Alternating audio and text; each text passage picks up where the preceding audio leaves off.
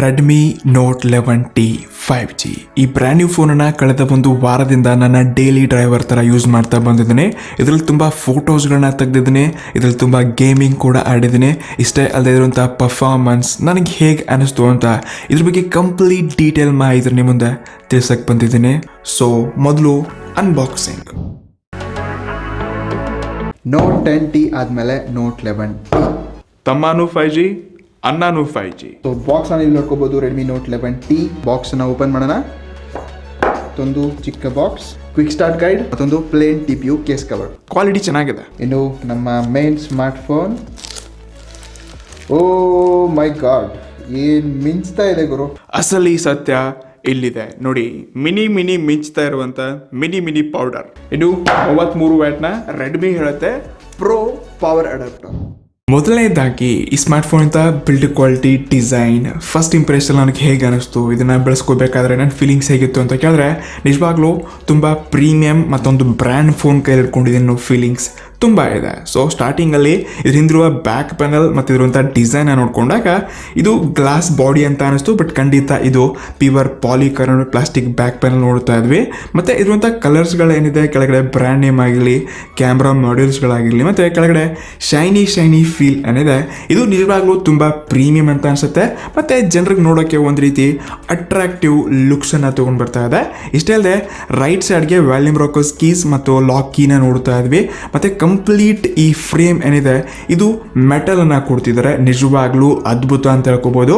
ಇಷ್ಟೆಲ್ಲ ಇದೇ ಪ್ರೈಸ್ ರೇಂಜಲ್ಲಿ ಐಕು Z3 ಎಲ್ಲ ಇದೆ. ಸೊ ಇದು ಕೂಡ ಪ್ಲಾಸ್ಟಿಕ್ ಬ್ಯಾಕ್ ಪ್ಯಾನಲ್ ಇದೆ, ಬಟ್ ಲುಕ್ಸ್ ವೈಸ್ ಡಿಸೈನ್ ಈ ರೀತಿ ಇಲ್ಲ, ಫ್ರೇಮ್ಸ್ ಎಲ್ಲ ಕಂಪ್ಲೀಟ್ಲಿ ಪ್ಲಾಸ್ಟಿಕ್ ಇಂದ ಕೊಟ್ಟಿದ್ದಾರೆ. ಸೊ ಲುಕ್ಸ್ ಅಲ್ಲಿ ಬಿಲ್ಡ್ ಕ್ವಾಲಿಟಿ ಹೆವಿ ಮತ್ತೆ ಒಂದು ಒಳ್ಳೆ ಇಂಪ್ರೆಸಿವ್ ಡಿಸೈನ್ ಫಸ್ಟ್ ಲುಕ್ ಅಲ್ಲಿ ಅನಿಸಿದ್ದು ರೆಡ್ಮಿ ನೋಟ್ 11T ಒಂದು ಅದ್ಭುತವಾಗಿರುವಂಥ ಬಿಲ್ಡ್ ಕ್ವಾಲಿಟಿ ಡಿಸೈನ್ನ ಒಳ್ಕೊಂಡ್ಬಂದಿದೆ. ನಾನಿಲ್ಲಿ ತುಂಬ ಹ್ಯಾಪಿ ಇದ್ದೀನಿ. ಇನ್ನು ನಮ್ಮ ಫೇವ್ರೇಟ್ ಪಾರ್ಟ್ ಅದು ಈ ಸ್ಮಾರ್ಟ್ ಫೋನ್ ಅಂತ ಕ್ಯಾಮ್ರಾ. ನೋಡೋಕೆ ನಿಮಗೆ 5 ಕ್ಯಾಮ್ರಾ 4 ಕ್ಯಾಮ್ರಾ ಇದೆ ಅಂತ ಅನ್ಸುತ್ತೆ, ಬಟ್ ಇದರಲ್ಲಿ ಇರೋದು ಕೇವಲ ಎರಡು ಸೆನ್ಸರ್ಸ್ಗಳು. ಒಂದು 50 ಮೆಗಾ ಪಿಕ್ಸೆಲ್, ಇನ್ನೊಂದು 8 ಮೆಗಾ ಪಿಕ್ಸೆಲ್ನ ಅಲ್ಟ್ರಾ ವೈಡ್ ಸೆನ್ಸರ್. ನಾನಿದರಲ್ಲಿ ತುಂಬ ಅಂದರೆ ತುಂಬ ಹೆವಿ ಫೋಟೋಸ್ಗಳನ್ನ ತೆಗೆದಿದ್ದೀನಿ. ಡಿಫ್ರೆಂಟ್ ಕಂಡೀಷನ್ಸಲ್ಲಿ ತೆಗೆದಿದ್ದೀನಿ. ನೈಟಲ್ಲಿ, ಡೇನಲ್ಲಿ, ಫಂಕ್ಷನ್, ಪಾರ್ಟೀಸ್ ಎಲ್ಲ ಕಡೆ ನಾನು ಹೋಗಿ ಇರುವಂಥ ಫೋಟೋಸ್ಗಳನ್ನ ತೆಗೆದಿದ್ದೀನಿ. ನೀವಿಲ್ಲಿ ಸ್ಕ್ರೀನ್ ಮೇಲೆ ತುಂಬ ಫೋಟೋಸ್ಗಳನ್ನ ನೋಡ್ಕೋಬೋದು. ಮೊದಲಿಗೆ ನೀವು ನೈಟಲ್ಲಿ ತೆಗೆದಿರುವಂಥ ಫೋಟೋಸ್ಗಳನ್ನ ನೋಡಿದ್ರೆ ಇಲ್ಲಿರುವಂಥ ಕ್ಲಾರಿಟಿ ತುಂಬ ಅಂದರೆ ತುಂಬ ಕಮ್ಮಿ ಇದೆ. ಒಂದು ಸರ್ತಿ ಡೀಸೆಂಟ್ ಫೋಟೋಸ್ ಅಂತ ಅನಿಸುತ್ತೆ, ಒಂದೊಂದು ಸರ್ತಿ ಬೆಸ್ಟ್ ಚೆನ್ನಾಗಿದೆ, ಕಲರ್ಸ್ಗಳ ತುಂಬ ಚೆನ್ನಾಗಿ ಕೊಡುತ್ತೆ ಅಂತ ಅನಿಸುತ್ತೆ. ಇನ್ನೊಂದು ಲೋ ಲೈಟಲ್ಲಿ ಇರುವಂಥ ಪರ್ಫಾರ್ಮೆನ್ಸ್ ನಿಜವಾಗ್ಲೂ ಸಖತ್ತಾಗಿದೆ, ತುಂಬ ಒಳ್ಳೆಯ ಕ್ವಾಲಿಟಿ ಪಿಕ್ಚರ್ಸ್ಗಳು ಕೊಡುತ್ತೆ. ಕೆಲವೊಂದು ಟೈಮ್ ಬ್ಲರಿ ಇದೆ, ಮತ್ತು ಆ್ಯಕ್ಚುಲಾಗಿ ಚೆನ್ನಾಗಿ ಫೋಟೋಸ್ಗಳನ್ನ ತೆಗೆಯುತ್ತೆ ಅಂತ ಅನ್ಸಲ್ಲ. ಇನ್ನು ಡೇನಲ್ಲಿ ನೋಡ್ಕೊಳ್ಬೋದು, ಇರುವಂಥ ಕ್ಲಾರಿಟಿ ಓಕೆ ಇದೆ. 50 ಮೆಗಾ ಪಿಕ್ಸೆಲ್ ಆ್ಯಕ್ಚುಲಾಗಿ ಯಾವ ರೇಂಜ್ ಕೊಡಬೇಕಾಗಿತ್ತು ಅಷ್ಟೊಂದು ಚೆನ್ನಾಗಿಲ್ಲ ಅನ್ಸುತ್ತೆ, ಬಟ್ ಆದರೂ ಸ್ಟಿಲ್ 50 ಮೆಗಾ ಪಿಕ್ಸೆಲ್ ಈ ಪ್ರೈಸ್ ರೇಂಜಲ್ಲಿ ಓಕೆ, ಒಂದು ಒಳ್ಳೆ ಕ್ವಾಲಿಟಿ ಕೊಡ್ತಾರೆ ಅಂತ ಹೇಳ್ಕೋಬೋದು. ಡೈನಾಮಿಕ್ ರೇಂಜಸ್ನ ನೋಡಿ, ಮತ್ತು ಕಲರ್ಸ್ಗಳನ್ನ ತುಂಬ ಚೆನ್ನಾಗಿ ಮ್ಯಾನೇಜ್ ಮಾಡುತ್ತೆ. ಫುಲ್ ವೈಟ್ ಆಗಿರಲಿ, ಇಂಥ ಯಾವುದೇ ಫೀಲಿಂಗ್ಸ್ಗಳು ನನಗಿಲ್ಲ, ಬಟ್ ಕಲರ್ಸ್ಗಳು ತುಂಬ ಚೆನ್ನಾಗಿದೆ. ಕ್ಲಾರಿಟಿನಲ್ಲಿ ಮತ್ತು ಇನ್ನೂ ಸ್ವಲ್ಪ ಇಂಪ್ರೂವ್ ಇರಬೇಕಾಗಿತ್ತು AI ಇಮೇಜ್ ಪ್ರೊಸೆಸಿಂಗಲ್ಲಿ ಅಂತ ಅನ್ಕೋತೀನಿ.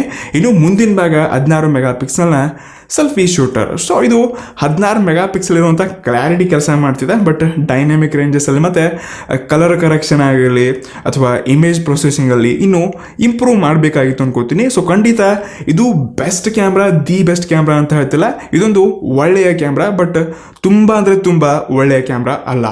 ಇನ್ನು ಈ ಫೋನಲ್ಲಿರುವಂಥ ಡಿಸ್ಪ್ಲೇ 6.6 ಇಂಚಸ್ ಇರುವಂಥ ಫುಲ್ HD+ LCD 90 Hzನ ಪಂಚ್ ಹೋಲ್ ಡಿಸ್ಪ್ಲೇ ನೋಡ್ತಾ ಇದ್ವಿ. ಫ್ರಂಟ್ ಸೈಡ್ಗೆ ನಿಮ್ಗೆ ಗೊರಿಲ್ಲಾ ಗ್ಲಾಸ್ ಪ್ರೊಟೆಕ್ಷನ್ ಕೂಡ ಇದೆ, ಬಟ್ ಯಾವ ಪ್ರೊಟೆಕ್ಷನ್ ಇದೆ ಅಂತ ಎಲ್ಲೂ ಮೆನ್ಷನ್ ಮಾಡೇ ಇಲ್ಲ.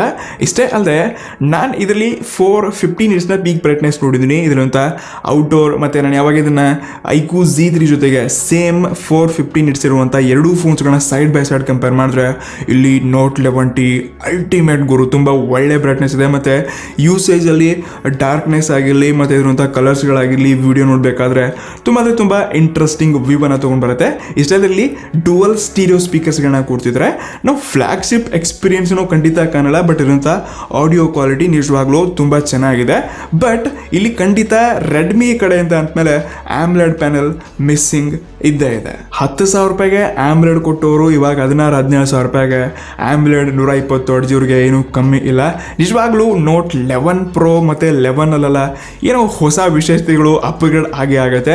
ಅಲ್ಲಿ ಆಮ್ಲೆಡ್ ಕೊಡತ್ತೆ ಅನ್ನೋ ನಂಬಿಕೆ ನನಗಿದೆ ನೋಡೋಣ ಅಂತ. ನೋಟ್ 11 ವೇಟ್ ಮಾಡಬೇಕು. ಬಟ್ ಇದು ಭಾರತದ ಫಸ್ಟ್ 11 ಸೀರೀಸ್ನ ಫೋನ್ ಆಗಿದ್ದು ಇನ್ನೂ ಹೆವಿಯಾಗಿ ಅಪ್ಗ್ರೇಡ್ ಆಗಬೇಕಾಗಿತ್ತು. ಇನ್ನು ಏನೇನು ಹೊಸ ಹೊಸ ಇಂಟ್ರೆಸ್ಟಿಂಗ್ ವಿಷಯಗಳನ್ನ ನಾವೆಲ್ಲ ಡಿಸ್ಪ್ಲೇನಲ್ಲಿ ಇನ್ನೂ ಉಳಿದ ಫೀಚರ್ಸ್ಗಳಿಗೆ ನೋಡಬೇಕಾಗಿತ್ತು. ಬಟ್ ಖಂಡಿತ ಆಮ್ಲೆಡ್ ಪ್ಯಾನಲ್ ಈ ಪ್ರೈಸ್ ರೇಂಜಲ್ಲಿ ರೆಡ್ಮಿ ಕಡೆಯಿಂದ ಬೇಕಿತ್ತು ಗುರು. ಇನ್ನು ಈ ಫೋನ್ ಇರುವಂಥ ಶಾಕಿಂಗ್ ವಿಷಯ ಅಂತಂದರೆ ಇದರ ಪವರ್ನ ಯಾವಾಗ ನಾವು ಟೆಸ್ಟ್ ಮಾಡೋಕ್ಕೆ ಒಳಗೆ ನುಗ್ದ್ವಿ ಅವಾಗ ತುಂಬ ಶಾಕಿಂಗ್ ರಿಸಲ್ಟ್ಗಳು ಬಂದಿದೆ. ಖಂಡಿತ ಇದನ್ನು ಕೊನೆಗೆ ಸ್ವಲ್ಪ ಡೀಪಾಗಿ ಎಕ್ಸ್ಪ್ಲೇನ್ ಮಾಡಿ ನಿಮಗೆ ತಿಳಿಸ್ಕೊಡ್ತೀನಿ. ಸದ್ಯಕ್ಕೆ ಇರುವಂಥ ಫಿಂಗರ್ ಪ್ರಿಂಟ್ ಮತ್ತು ಫೇಸ್ ಐ ಡಿ ನಿಜವಾಗ್ಲೂ ತುಂಬ ಕ್ವಿಕ್ಕಾಗಿ ಮತ್ತು ತುಂಬ ಫಾಸ್ಟಾಗಿ ಅನ್ಲಾಕ್ ಆಗುತ್ತೆ. ಸೊ ಈ smartphone out of the box Android 11 ಮತ್ತು MIUI 12.5ನ ನೋಡ್ತಾ ಇದ್ವಿ. ಇಷ್ಟಲ್ಲೇ ಇದ್ರ ಯಾವುದೇ ಬ್ಲಾಟ್ವೇರ್ಸ್ಗಳಿಲ್ಲ. ಮತ್ತು ಈ ಸರ್ತಿ ಅಪ್ಗ್ರೇಡ್ ಮಾಡಿ ಏನೇನೋ ಚೇಂಜಸ್ ಮಾಡಿದರೆ ಮಾಜ್ ಒಂದು ಅಪ್ಲಿಕೇಶನ್ ಇದೆ. ಇದನ್ನ ಬಿಟ್ಟರೆ ಬೇರೆ ಆ ಅಪ್ಲಿಕೇಶನ್ ಅದು ಇದು ಬಬಲ್ಸ್ ಅದು ಇದು ಅಂತ ತುಂಬ ಮೊದಲು ಬ್ರಾಡ್ವೇರ್ಸ್ ಬರ್ತಿತ್ತು, ಅದನ್ನೆಲ್ಲ ಫಿಕ್ಸ್ ಮಾಡಿ ಇವಾಗ ಕ್ಲೀನ್ UI ಒಂದಿಗೆ ಒಂದು ಒಳ್ಳೆ ಪರ್ಫಾರ್ಮಿಂಗ್ನ ನಾವಿಲ್ಲಿ ನೋಡ್ತಾ ಇದ್ವಿ. ಇದು ಯಾವಾಗ ಇದರ ಬ್ಯಾಟ್ರಿ ಹೋಗ್ತೀವಿ 5000 mAh ಬ್ಯಾಟ್ರಿ ಒಂದಿಗೆ ಪ್ರೋ 33 ವ್ಯಾಟ್ಸ್ ಪವರ್ ಎಡಪ್ಟರ್ ಕೊಡ್ತಿದ್ದಾರೆ. ಸೊ ಕಂಪ್ನಿಗಳು ಇವಾಗ ಪ್ರೋ ಹೆಸರನ್ನ ಎಲ್ಲೆಡೆ ನುಗ್ಸ್ತಾ ಇದ್ದಾರೆ ನೋಡಿ.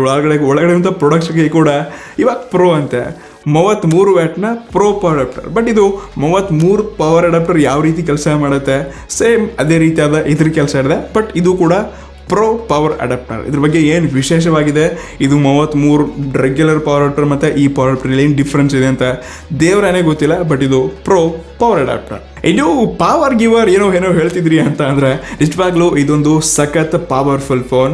ಈ ಪ್ರೈಸ್ ರೇಂಜಲ್ಲಿ ಒಂದು ಬೆಸ್ಟ್ ಪರ್ಫಾರ್ಮ್ ಮಾಡುವಂಥ ಫೋನ್ ಅಂತ ಕ್ಲಿಯರ್ ಆಗಿ ಇಷ್ಟಪಡ್ತಾ ಇದ್ದೀನಿ. 6 ನ್ಯಾನೋಮೀಟರ್ನ ಡೈಮೆನ್ಸಿಟಿ 810 ಪ್ರೊಸೆಸರ್ ಇದೆ. ಇದರಲ್ಲಿ 7 5G ಬ್ಯಾಂಡ್ಸ್ಗಳಿದೆ.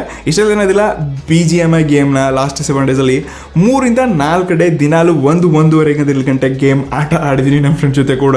ತುಂಬ ಮಜಾ ಮಾಡಿದ್ದೀವಿ. ಲಾಸ್ಟ್ ಈ 2-3 ದಿವಸದಲ್ಲಿ ನಾನು ವಿಡಿಯೋ ಬಿಟ್ಟಿರಲಿಲ್ಲ. ಈ ಟೈಮಲ್ಲಿ ಇದರಲ್ಲಿ ತುಂಬ ಗೇಮ್ ಆಟ ಆಡಿದ್ದೀನಿ, ತುಂಬ ಟೆಸ್ಟ್ ಮಾಡಿದ್ದೀನಿ. ಆ್ಯಪ್ ಓಪನಿಂಗ್ ಆಗಲಿ ಪರ್ಫಾರ್ಮೆನ್ಸ್ ಆಗಲಿ ನಿಜವಾಗ್ಲೂ ತುಂಬ ಸ್ಮೂತ್. ಮತ್ತು ಗೇಮ್ ಆಡಬೇಕಾದ್ರೆ ಯಾವುದೇ ಲ್ಯಾಗ್ಸ್ ಆಗಿರಲಿ ಫ್ರೀಸ್ ಫೋನ್ ತುಂಬ ಬಿಸಿ ಆಗ್ತಿದೆ. ಇಂಥ ಪ್ರಾಬ್ಲಮ್ಸ್ಗಳು ನಾನು ಕಂಡಿಲ್ಲ. 6 ನ್ಯಾನೋಮೀಟರ್ ಚಿಪ್ಸೆಟ್ ಕಾರಣ ನಿಮ್ಗೆ ಯಾವುದೇ ಇಲ್ಲಿ ಹೆವಿ ಇಶ್ಯೂಗಳು ಆಗಲ್ಲ ಆಯಿತಾ. ಲೈಕ್ ಒಂದು ರೀತಿ ಬಿಸಿ ಆಗುತ್ತೆ, ಬ್ಯಾಟ್ರಿ ತುಂಬ ಬೇಗ ಕಮ್ಮಿ ಆಗುತ್ತೆ. ಇಂಥ ಪ್ರಾಬ್ಲಮ್ಸ್ಗಳನ್ನ ನಾವು ಈ ಚಿಪ್ಸೆಟ್ಟಲ್ಲಿ ಯಾವತ್ತೂ ಕಾಣಿಲ್ಲ ನಾನು ಲಾಸ್ಟ್ 7 ಡೇಸಲ್ಲಿ. ಇನ್ನು ಯಾವುದೇ ಪ್ರಾಡಕ್ಟ್ ಸ್ಮಾರ್ಟ್ಫೋನ್ ಗ್ಯಾಜೆಟ್ಸ್ ಯಾವುದೇ ವಸ್ತುಗಳಿಗೆ ನಾವು ಅದರಿಂದ ಬೆಲೆನ ನೋಡಿ ಅದಕ್ಕೊಂದು ವ್ಯಾಲ್ಯೂ ಕಟ್ಟಬೇಕಾಗತ್ತೆ. ಸೊ ಖಂಡಿತ ಈ ಸ್ಮಾರ್ಟ್ಫೋನ್ಸ್ಗಳ ಬೆಲೆ 664 ವೇರಿಯಂಟ್ ಏನಿದೆ ಇದು 16,999 ರೂಪಾಯಿ. ಮತ್ತು 128GB ಏನಿದೆ ಅದು 17,999 ರೂಪಾಯಿ.